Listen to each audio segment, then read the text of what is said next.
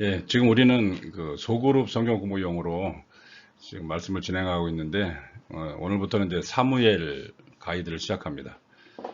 자, 사무엘, 오늘 주제는 이제 사무엘상 1장, 2장을 중심으로 한나의 노래를 살펴보겠습니다. 원래 사무엘하고 열왕기하고는 한 권이었대요. 그래서 이것이 한 권이었는데, 나중에 사무엘 상하, 열왕기 상하 이렇게 네 권으로 분류가 되죠. 우리는 이제 내용상 사무엘을 한꺼번에 생각하고 또 열왕기를 이어져 생각하고 그런 식으로 하면 좋겠습니다. 1970년대 제가 그때 기억하는데 시내버스에 보면은 버스 기사님 옆에 보면 이렇게 오늘도 무사히 하는 그런 그 조그만 사진 같은 게 있었어요. 그 모델이 바로 사무엘입니다. 이렇게 해가지고 하는 건데 사무엘은 그 정도 용도로 끝날 뿐이 아니고 이 시대를 바꾼 하나님의 사람이었죠. 이 성경 말씀은 일차적으로 하나님이 우리에게 들려주시는 살아있는 이야기다.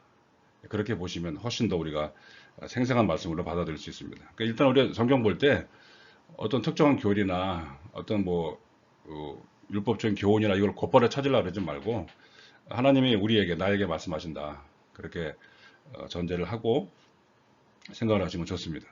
그리고 이 이야기는 어떤 허구나 픽션 같은 걸 만들어낸 얘기가 아니고요. 정말로 살아있는 실제의 말씀이잖아요.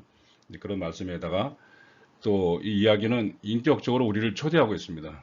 하나님 우리를 강요하시지 않으시고 이 이야기에 너희들을 초대한다. 그렇게 해서 우리는 그 이야기 속에 들어가서 거기서 나의 이야기, 우리의 이야기, 우리 모두의 이야기 이런 것들을 이제 발견할 수 있는 것입니다. 이야기는 하나님의 계시를 전달하는데 특별한 도구로 사용이 돼요. 그래서 오늘 사무엘서도 여러 형태로 구성을 나눌 수 있지만 네 사람의 이야기로 그렇게 보시면 됩니다. 그러니까 사무엘서에서는 주요 이야기가 한나, 사무엘, 다윗, 사울, 다윗 네 명의 이야기로 이루어져 있죠. 한나의 이야기는 그 사무엘을 탄생시키기 위한 그런 보조적인 이야기가 아니고 이 한나의 이야기가 그 자체로 하나의 고유한 이야기입니다. 분량은 얼마 안 되지만 드라마로 말하면 출연 분량이 적을 뿐이지 사실은 그 내용이 굉장히 우리에게 독립된 이야기로 충분히 다가오고 있습니다. 이 고유한 이야기를 가지고 이 한나를 통해서 우리는 무엇을 느낄 수 있는가 그걸 살펴보면 되겠죠.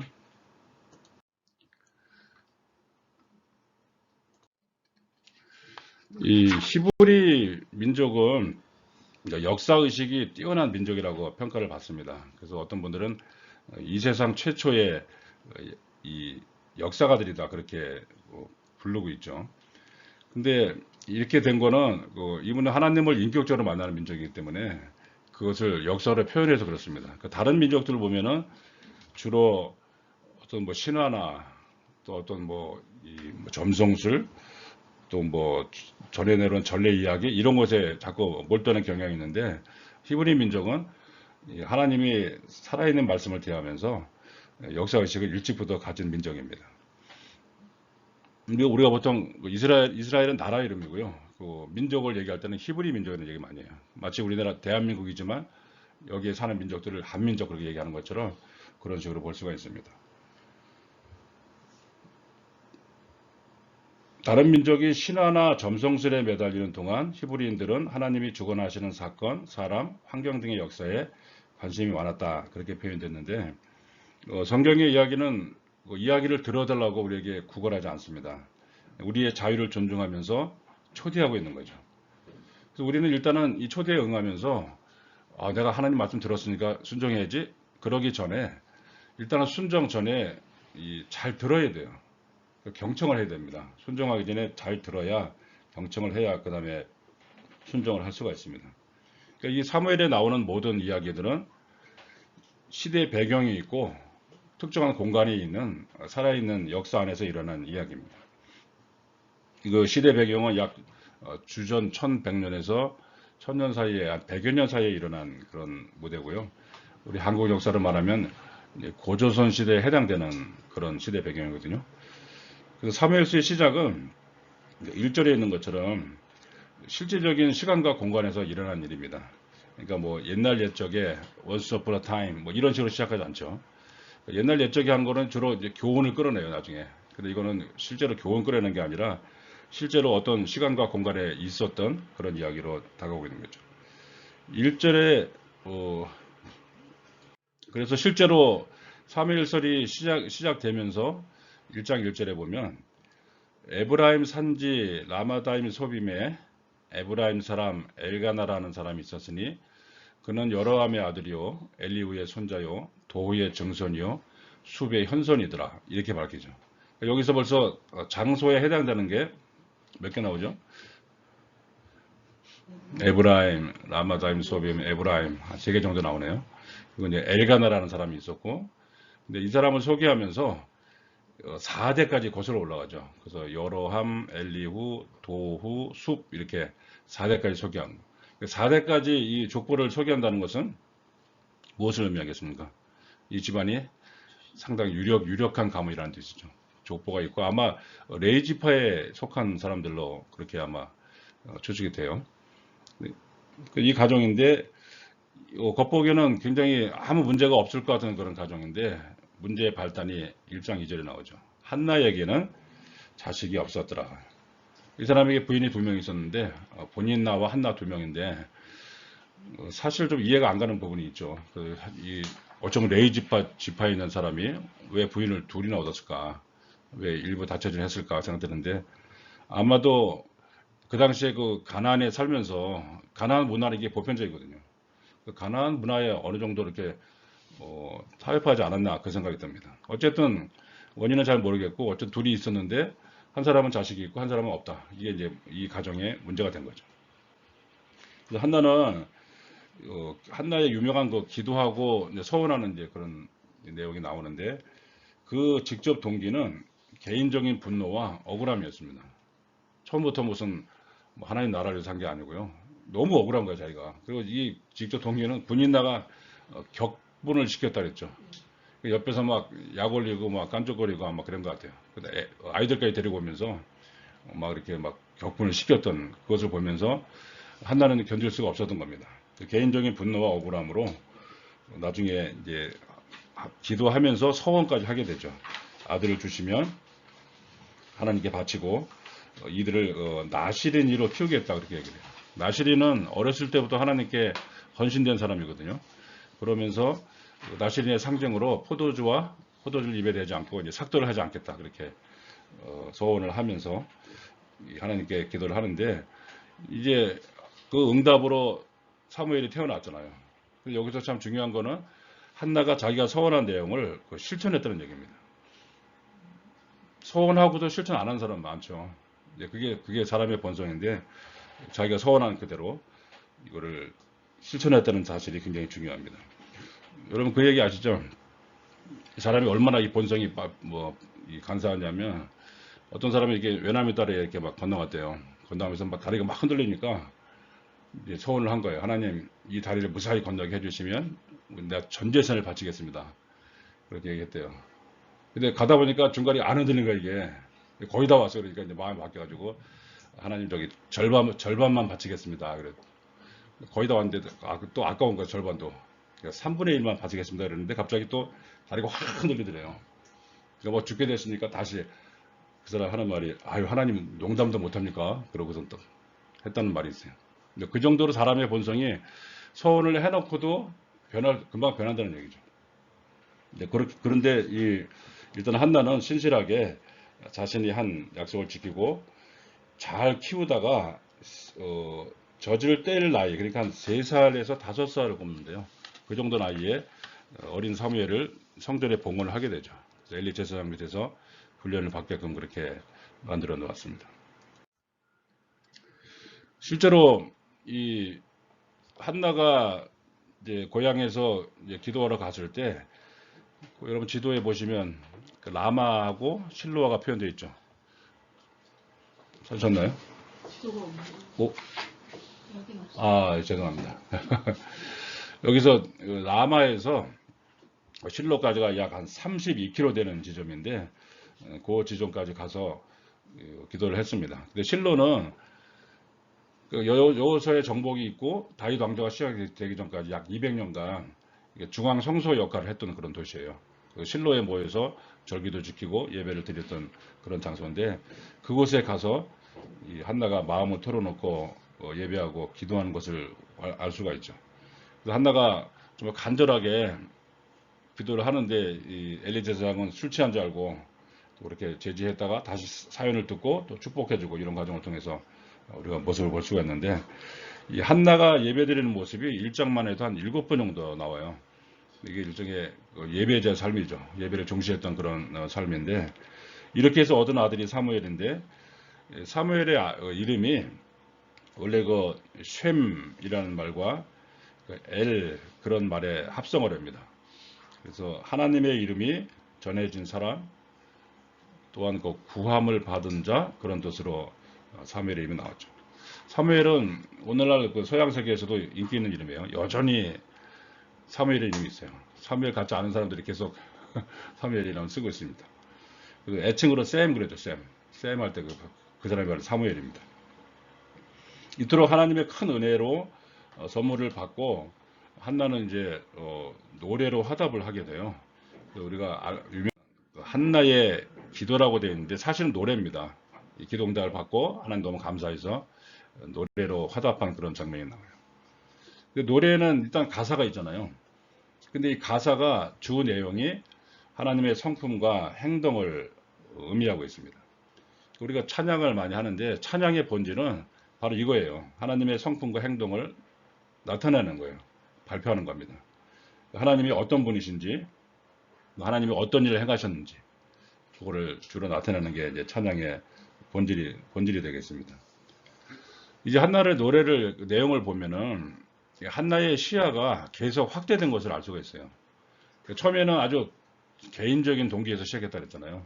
근데 개인적으로 하다가 실로에 가서 기도하는 동안에 민족의 현실을 봤어요.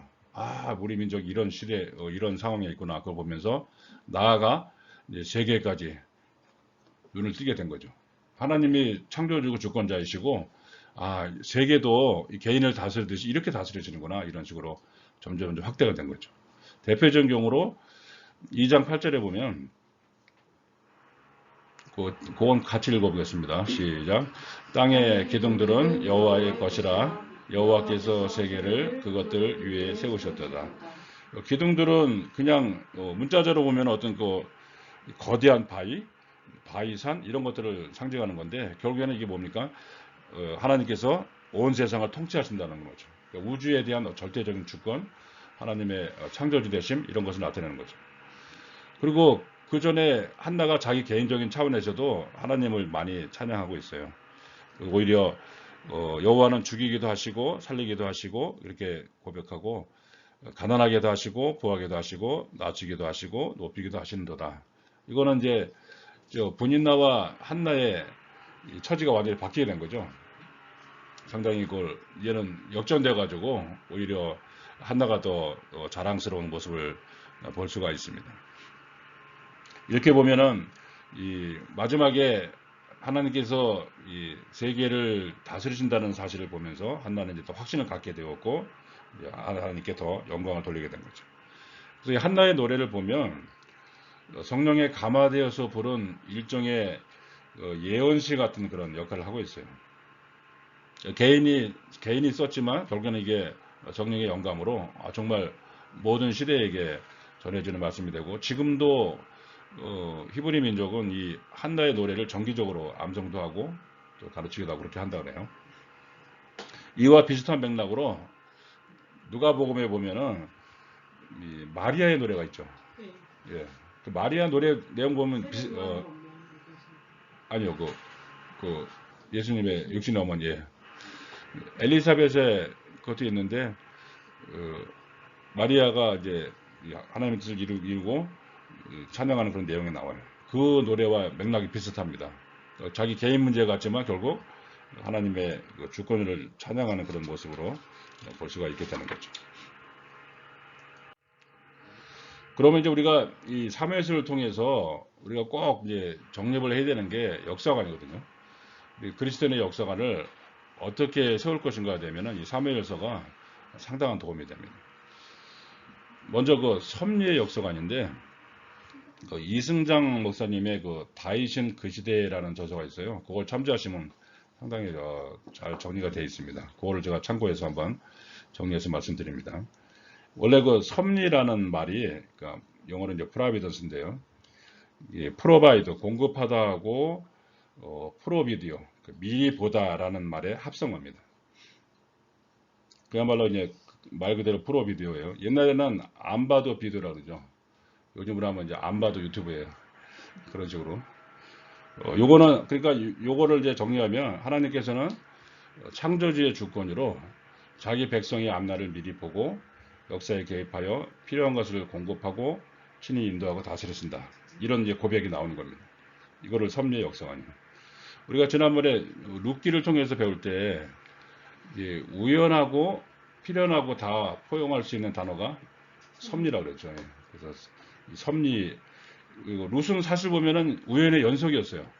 연속이었는데 그것이 알고 보니까 결국 하나님의 섭리 안에 있었다. 이거를 이제 알 수가 있는 거죠. 그런 식으로 반드시 우리는 이 우연과 필연이 다 합쳐져서 하나님의 섭리를 우리가 볼 수 있다. 그것을 알고 있어야 됩니다. 지극히 개인적인 문제로 시작했던 한나의 기도가 하나님의 어떤 분이신가를 알아가면서 한나에게 이제 역사 의식이 생긴 거죠. 아, 이게 하나님의 섭리였구나.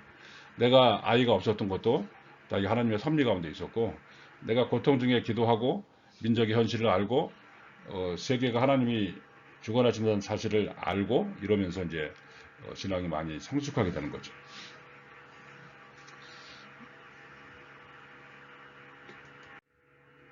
기독교 역사관의 요체를 한 문장으로 요약을 한다 그러면 하나님이 통치하신다. 이렇게 봅니다. 하나님이 통치하신다는 게 기독교 역사관의 요체예요. 핵심입니다. 사실 우리는 그 개인 형편과 시대 상황만을 보면서 절망에 빠지기 쉬워요.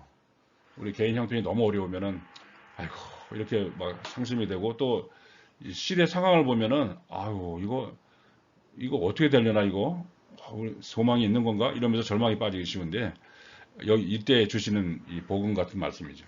하나님이 통치하신다. 하나님이 어떤 분인가를 알면 개인 형편과 시대의 상황을 뛰어넘을 수가 있습니다. 우리 그 다니엘서나 요한계시록의 큰 주제도 바로 그런 거예요. 누가 역사를 다스리는가? 그게 주제예요. 그리고 누가 진정한 왕인가? 뭐 완전히 뭐 제국이나 뭐 기독교인들이 없어질 것 같은 교회가 완전히 박멸될 것 같은 그런 시대 속에서도 다니엘이나 요한은 하나님이 주시는 비전을 바라보게 된 거죠. 하나님이 누구신가를 알고 있으니까 그 시대를 극복할 수가 있었던 거죠. 역사적으로 보면은 그 크나큰 악의 세력이나 악한 인물들이 있죠. 그래서 많은 사람들이 그들을 저주하면서 이 시대가 어떻게 끝날 것인가 막 그것만 관심이 있는데 사실은 모든 악의 세력도 유효 기간이 있고 유통 기한이 있어요. 하나님이 영원히 두지 않습니다. 그래서 하나님이 잠시 허용하실 뿐이에요. 그럼 그 유통 기간이 끝나면 그들은 이제 심판을 받게 되어 있습니다. 하나님께서 한나가 이러한 이 불임의 세월을 가지고 있었잖아요. 아이를 못 낳는 세월을 가지면서도 그 고통 중에 기도하면서 이 민족의 현실을 알게 되고 이것이 이제 하나님의 은혜인 거죠.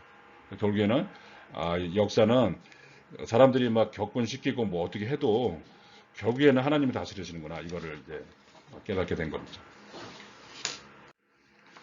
그 다음에 우리 그리스도인의 역사관 중에 빼놓을 수 없는 게 이 만군의 여호와라는 표현이에요. 이 만군의 여호와라는 표현은 이 사무엘서에 처음 등장하는 용어입니다. 그래서 이 만군이라는 표현은 하늘의 별들을 포함하고요. 또 영계에 속한 천사와 영들의 군대를 포함하고 땅의 이스라엘 군대까지 포함하는 히브리적 표현입니다. 그래서 이 만군에 다 들어가 있어요. 만군의 여호와 그러면 하늘의 별들과 영계에 속한 천사와 영들의 군대와 땅의 이스라엘 군대를 다 다스리시는 그 하나님이시다. 그 표현입니다. 그러니까 만군은 하나님의 통치를 집행할 우주의 모든 세력을 총칭하는 말이죠. 만군의 여호와는 창조하시고 보존하시고 인도하시고 구속하시는 그 역사를 인도하시는 역사의 주관자이시다. 이걸 볼 수 있습니다. 이 많은 뜻이 담겨져 있죠. 그리고 만군의 여호와여 이렇게 부를 때는 이 의미가 다 담겨 있는 겁니다. 얼마나 이게 힘이 되고 위로가 되는 말씀인지 모릅니다. 우리 지금은 우리가 물리적인 전쟁보다는 이제 영적 전쟁의 시대를 얘기를 하잖아요. 영적 전쟁은 이 공중전하고 지상전이 다 합쳐지는 개념이에요. 공중전이라는 건 일종의 영의 싸움이잖아요. 그래서 그거를 어떤 사상이나 어떤 이념이나 그거를 뒤에 배우라 그러잖아요. 그런 것이 다 공중전에 속한 일이고요. 그 다음에 이 공중전은 사실 우리가 할 수 있는 일이 별로 없어요. 우리가 할 수 있는 일은 기도입니다.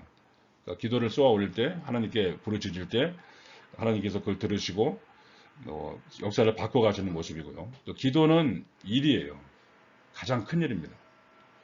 그러니까 우리가 어떤 시대 속에서 기도만 하면 되나? 이렇게 얘기하는 사람도 있는데, 무슨 뜻인지 알겠는데요. 기도는 가장 큰 일이에요. 그러니까 가장 큰 일을 해놓고, 그 다음에 이제 다음 일들, 작은 일들을 해나가면 됩니다.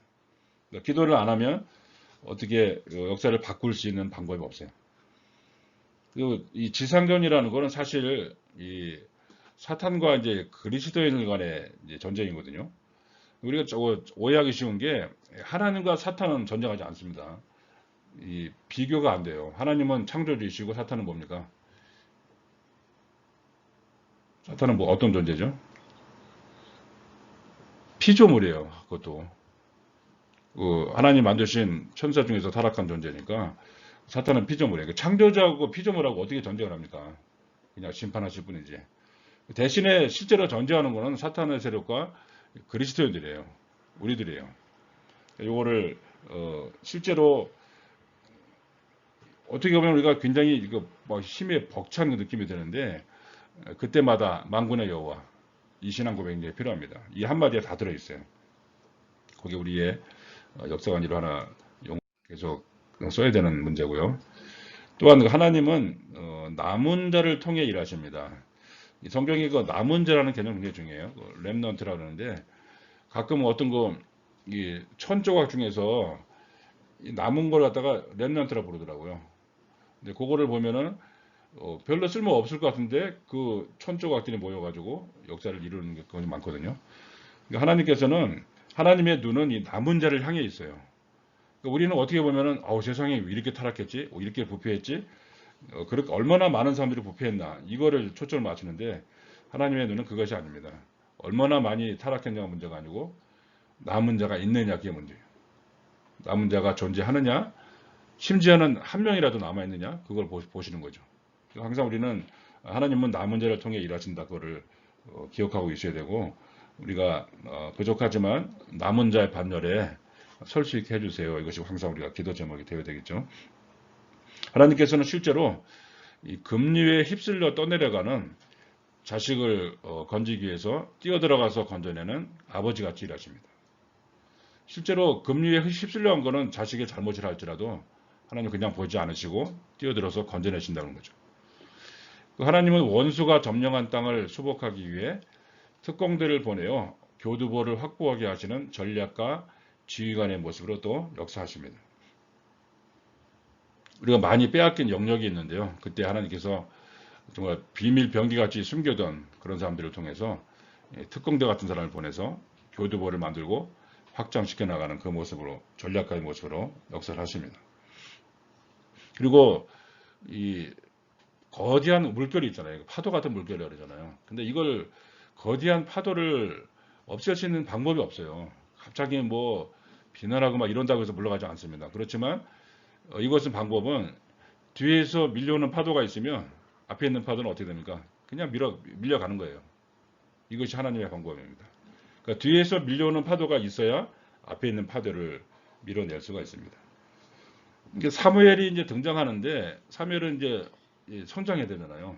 근데 엘리 제사장 밑에서 하면서 사무엘이 성장하는 기간이 이제 그야말로 파도가 뒤에서 밀려오는 그런 기간이 되는 거죠. 때가 되니까 사무엘이 성장해서 하나님 앞에 서니까 자연스럽게 이 무기력하고 부패한 엘리 가문이 밀려나가게 되는 거죠. 이것이 하나님의 방법입니다. 그러니까 지금 우리가 정말 간곡하게 기도해야 되는 것은 사무엘로 상징되는 다음 세대, 이들이 뒤에서 밀려오는 파도 같은 그런 세력을 형성하도록 기도를 해야 되고요. 또 그런 실제로 그렇게 교육을 해야 되겠죠. 그런 사람들이 하나님의 사람 남은 자들이 뒤에서 정말 이 파도처럼 밀려갈 때 앞에 있는 파도를 밀어내고 시대의 분위기를 바꿔낼 수가 있는 것입니다. 또한 하나님은 역전의 명수이십니다. 이 말은 하나님이 창조주시고 전능자라는 고백이에요. 전능자만이 이렇게 원하실 때마다 역전을 할 수가 있어요. 우리가 스포츠에서도 가장 사람들이 따뜻하게 좋아하는 거는 이제 역전이잖아요. 뭐 마지막 추가 시간에 역전골 나오고 그러면은 사람들이 열광을 하는데 그건 어쩌다 한 번 일어난 일인데 하나님께서는 원하시면 언제든지 역전을 행할 수 있는 분이에요. 마지막 10대 0으로 지고 있다 할지라도 하나님 원하시면 그냥 11대 10으로 바꿀 수 있는 분이거든요. 그것을 우리가 어떤 상황이든지 절망하지 말고 정말 하나님은 역전의 명수 전능자시고 주권자시다. 그거를 우리가 기억을 하고 있어야 되겠습니다. 그러면 이제 우리가 사무엘서를 보면서 우리에게 정말 주시는 말씀이 뭔가 어떻게 적용을 해야 되나 보면 사도행전 13장 36절에 그걸 같이 읽어보겠습니다. 시작. 다윗은 그 시대에 하나님의 뜻을 받들어 섬기다. 그런 표현이 있습니다. 다윗은 그 시대에 자기 시대에 하나님의 뜻을 받들어 섬겼어요. 이것이 우리에게 힌트죠. 우리는 그리스도인의 삶은 그 시대에 자기 자신과 공동체에 두신 하나님의 뜻을 발견하고 그 뜻을 섬기는 생애입니다. 그런 삶이 그리스도인의 삶이라 그래요. 다윗이 자기 시대에 하나님의 뜻을 받들었듯이 우리는 우리 시대에 하나님의 뜻을 발견하고 그 뜻을 섬기는 거예요. 그것이 그래서 우리가 이 시대에 태어났습니다. 그럼 이제 시대를 섬기기 위해서는 먼저 시대를 보는 눈이 있어야 됩니다. 이 시대가 어떤 시대인지, 지금 어느 지점에 와 있는지, 어디까지 왔는지 이런 것들을 잘 파악을 하고 있어야 됩니다. 그러니까 역사를 하나님의 눈으로 볼 수 있어야 돼요. 그래야 중심을 잡고 흔들리지 않게 됩니다. 요즘 우리가 여성들에게 우먼 센스, 리빙 센스 이런 얘기를 많이 하는데 그것보다 더 중요한 거는 타임 센스예요. 그러니까 시대를 바라보는 시대 감각, 그게 바로 타임 센스가 필요합니다.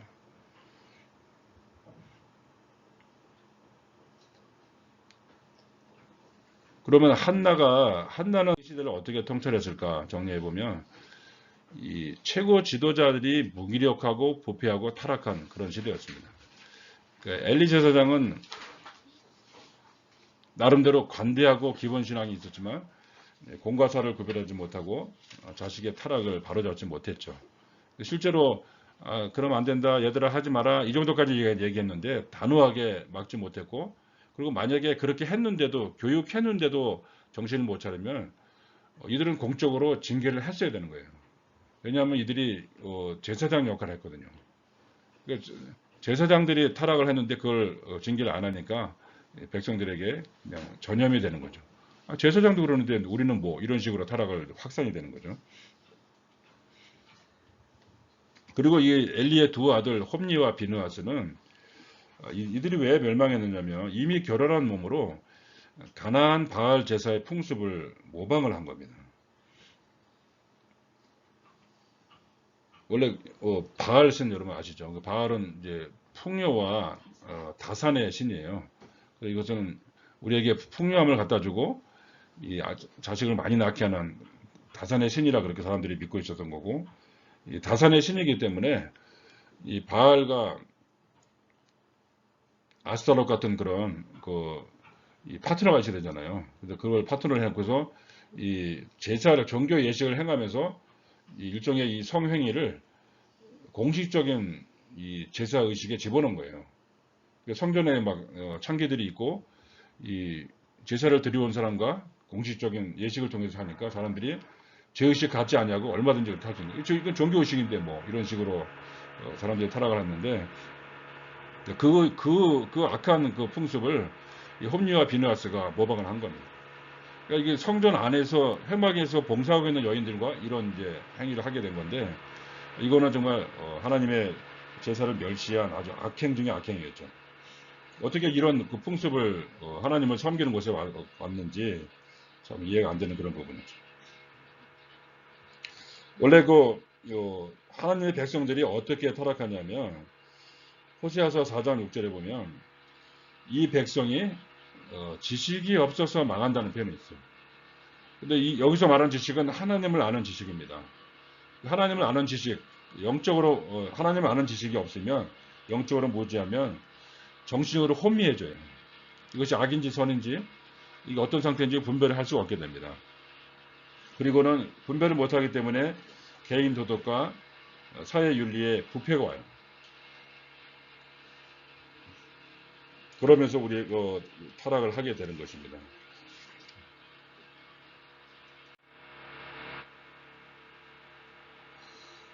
그리고 한나가 보기에 엘리 가문의 문제를 보니까 엘리 가문의 문제는 의보다 정을 앞세우는 가족 이기주의에 빠져 있었죠. 이건 사실은 공의에 관한 문제잖아요. 근데 이것을 그냥 가족이 어쩔 수 없는 그런 가족 이기주의로 처리하는 바람에 큰 문제가 생기게 됐습니다.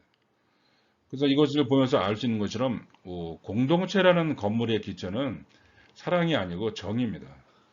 그리고 사회를 운영하는 기초도 사랑이 아니고 공의예요. 사랑은 그 다음입니다. 어떤 개인에게 우리가 서로 사랑해야죠. 한번 그렇게 할 수 있어도 어떤 나라나 사회 같은 그런 큰 공동체를 운영하는데 공의가 기초가 되지 않으면 운영을 할 수가 없습니다. 그걸 우리가 알 수 있고요. 또 한나는 온 마음을 다하는 기도를 통하여 하나님의 마음을 알게 되고 사무엘의 탄생을 통해 새로운 역사를 기대하게 된 것입니다. 실제로 아마 한나는 자기 아들이지만 사무엘이 그 정도까지 쓰임 받을 줄은 몰랐을 것 같아요. 그가 자라면서 나중에 정말 사무엘이 선포한 말씀과 예언이 하나도 땅에 떨어지지 않는 참 선지자의 모습을 길을 가게 된 것을 아마 보면서 상당히 기뻐했을 것입니다. 자기도 다 모르지만 하나님께 맡겼더니 하나님이 행하시는 일을 보게 된 거죠. 이것이 한나가 자기 시대를 통찰한 그런 내용들입니다. 이제 우리는 그렇다면 이제 우리 시대가 우리 앞에 있는데 이 시대는 우리에게 맡긴 시대입니다.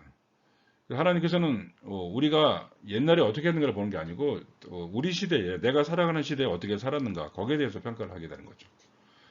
그래서 여기서 우리 참고해야 될 거는 그리스도인은 민족과 역사 앞에서 최후 평가를 받지 않습니다. 그리스도인들은 하나님 앞과 살아있는 자와 죽은 자를 심판하실 그리스도 예수 앞에서 모든 것을 평가받습니다. 디모데 후서에 나와 있는 말씀인데요. 하나님과 예수 그리스도 앞에서 모든 것을 평가받습니다. 그러므로 그리스도인들은 민족을 사랑하고 복음화를 위해 헌신하되 민족주의에 최종적인 충성을 바치는 사람들이 아닙니다. 이걸 우리가 유의하셔야 됩니다. 우리가 잘못하면은 보통 우리가 일반 사회에서 많이 이제 요구하고 비판하는 게 이거거든요. 그리스도인들은 뭐하냐? 민족과 역사 앞에서 뭐 했냐? 이렇게 얘기하면 얼핏 우리가 죄의식을 갖고 눌릴 수가 있는데 사실은 그것보다 더 중요한 거는 하나님 앞과 예수님 앞이에요. 거기서 그걸 보면서 민족을 사랑하고 우리 민족이 하나님 나라 방향으로 갈 수 있도록 노력하는 것이 우리의 길이죠. 이거를 최종적인 충성을 바치게 되면 이것은 잘못하면 하나님 나라와 반대되는 방향으로 갈 수가 있습니다. 민족을 사랑하되 민족의 갈 길을 인도하는 그런 모습으로 우리가 살아야 되겠죠. 21세기 대한민국 그리스도인들의 사명, 한나가 자기 시대에 자기 사명을 했듯이 그럼 우리가 지금 21세기에 살고 있는데 대한민국 그리스도인의 사명은 무엇일 것인가?